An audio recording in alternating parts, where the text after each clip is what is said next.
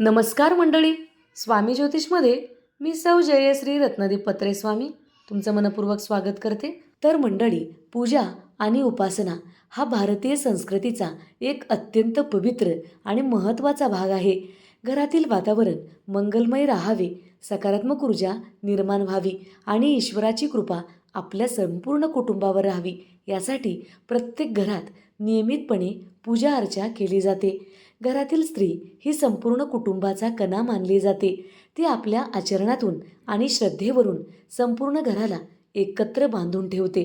परंतु अनेकदा अनावधानाने नकळत पूजेदरम्यान काही छोट्या मोठ्या चुका होत असतात, ज्याचा नकळतपणे कुटुंबाच्या आणि विशेषतः पतीच्या व मुलांच्या प्रगतीवर नकारात्मक परिणाम होऊ शकतो. शास्त्र आणि परंपरेमध्ये पूजेचे काही विशिष्ट नियम आणि शिष्टाचार सांगण्यात आले आहेत. त्याचे पालन करणे अत्यंत आवश्यक आहे.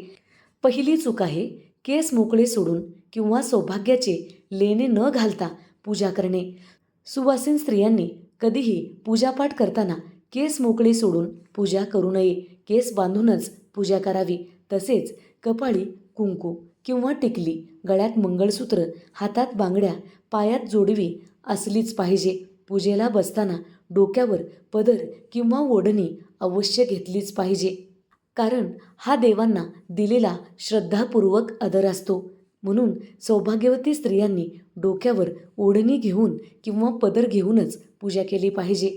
दुसरी चूक आहे स्त्रियांनी नारळ कधीही फोडू नये.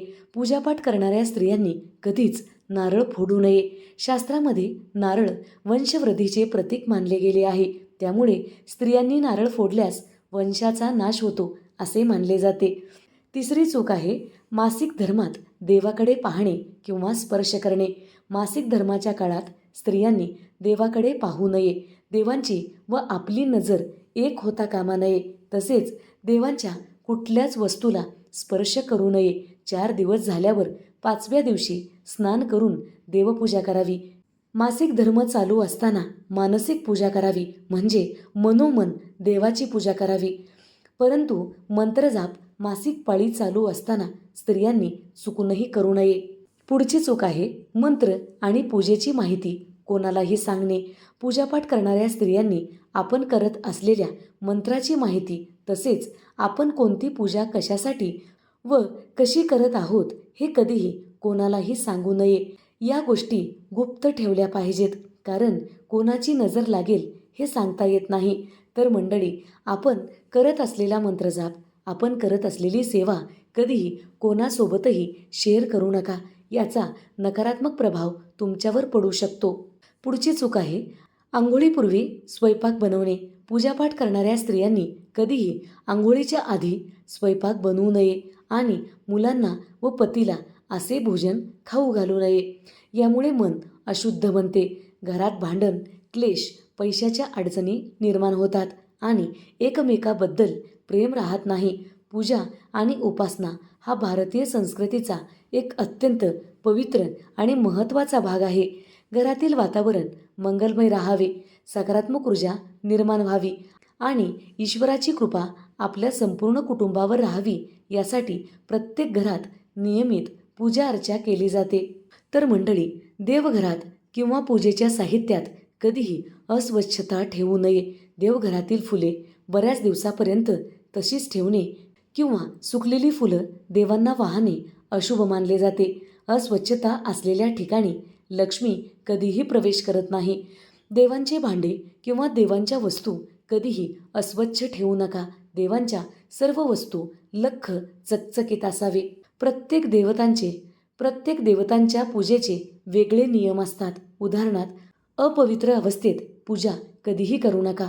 समई किंवा दिवा चुकीच्या दिशेला लावणे किंवा पूजेच्या वेळी मनाची एकाग्रता नसणे यामुळे उपासनेचे पूर्ण फळ मिळत नाही.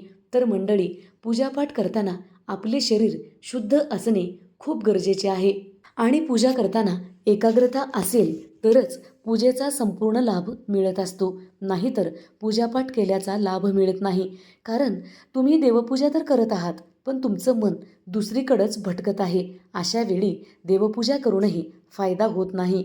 केवळ औपचारिकता म्हणून घाई गडबडीत उरकलेली पूजा घरातील सकारात्मक ऊर्जा कमी करते. फक्त पूजा करायची म्हणून करू नका. देवासमोर किमान काही क्षण शांत बसून मन एकाग्र करणे आवश्यक आहे. पूजापाठ करताना मन एकाग्र ठेवून पूजा केलात तर 100% त्याचा फायदा तुम्हाला होत असतो. आणि फक्त पूजा करायची म्हणून जर केलात तर त्याचा कोणताही लाभ तुम्हाला मिळत नाही.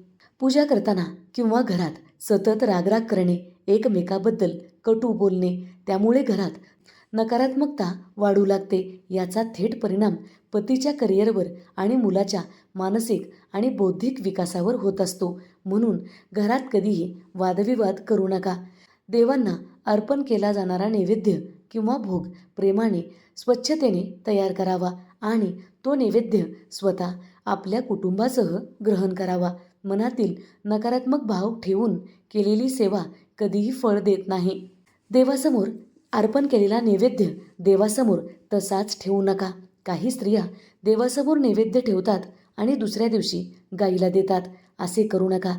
देवासमोर ठेवलेले नैवेद्य हे प्रसाद म्हणून घरातील सर्व व्यक्तींनी मिळून ग्रहण करावे. याचा लाभ आपणास होत असतो.